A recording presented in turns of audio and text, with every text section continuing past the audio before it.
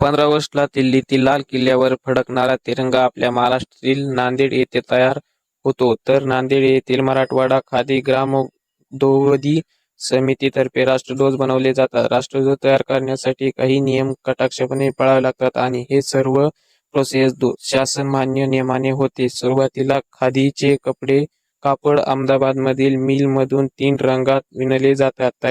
यानंतर ध्वजावर अशोक चक्र skin painting केले जाते. तसेच ध्वजाला जोडण्यासाठी येणाऱ्या दोरीसाठी गरडी या विशिष्ट प्रकारच्या दोरीचा वापर होतो.